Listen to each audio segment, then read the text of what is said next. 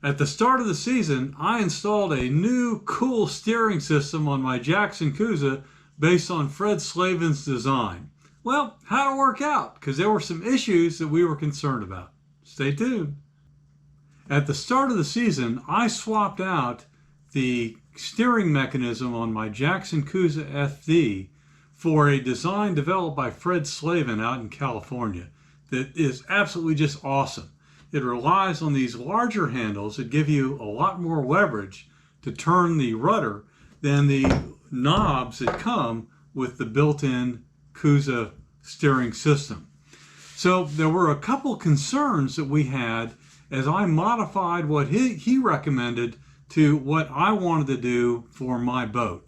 The first was he used 3/8 inch bolts to go through these pulleys, and I use these 5/16 T-bolts to do the same thing. About mid-season, I put a bushing in here to remove the slop, and the real concern was that these would not be strong enough and that they would bend. Well, here's the bolt at the end of the season. Got a little rust on it, and that's something I got to deal with. But you can see that there's no deflection.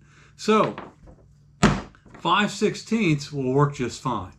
The other concern was that he used the heavy-duty gear track that costs about 30 bucks for a 12-foot section. And it has a lot of screws that go above and below it to lock it into the side of your kayak. Instead, I opted to go to these inexpensive T-tracks that woodworkers can get, and basically you can get 2 feet for about 10 bucks. And I attached them using 2 well nuts. So the concern was, would the well nuts hold? I'm happy to report now at the end of the season that the well nuts work just fine. The 2 well nuts I have installed here still keep this T-track firmly attached to the side of my kayak. The inexpensive solution has worked out just fine. Now, the other thing that I discovered is that the pulleys rust. In fact, these small pulleys I have at the rear of the kayak are totally rusted shut. The ones I had right here, putting the line up through my steering mechanism, aren't rusted shut, but there's still plenty of rust on them. So what I've done is I've bought a new set of all these, and I will apply a liberal amount of grease, I'll just use real grease because that's what I have, to these to keep them operating freely. The other thing is I don't like the fact that these T-bolts are rusting. I can't find stainless steel versions, so I'll do the same with them. I'll put some grease around the threads, and hopefully that'll keep them from rusting as well. The final thing I discovered is that the line is good. It does stretch a little bit. Fred ended up replacing his with wire, but I'm going to stick with the line. By the end of the season, well, at the start, I had it right here. By the end of the season, it had probably stretched out 1 inch to 1.5 inches. And then it stopped. So I think that that is done now. So I'm going to continue to use these lines. And these are those, I think it was 2000 PSI lines. And I'll just go ahead and reattach them.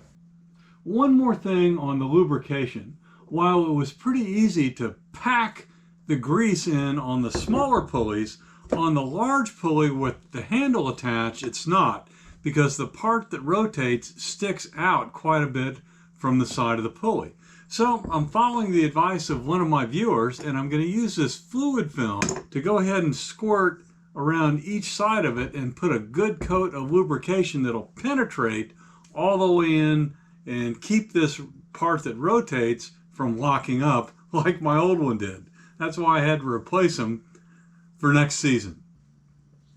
The final thing, the final adjustment I'm going to make as I put this all back together is that I'm going to make the hole where the line goes through my seat holder to be a little bit larger, because there was some rubbing. Not that it hurt the line at all, this is so robust, but I want to reduce the friction a little bit. So if you're interested in improving your steering on your Jackson Coosa FD or the Cruise, which is what Fred has, I encourage you to look at my other video where I talk through the specifics of the installation. Because I tell you, it's just an awesome solution, and I just loved being able to use these large handles to drive my kayak for probably 2 or 3 trips a week all season. Worked great, held up. Comments? Have you guys tried to implement Fred's design based on my earlier video? If so, how'd it work out for you guys? Throw the comments down below. Thanks.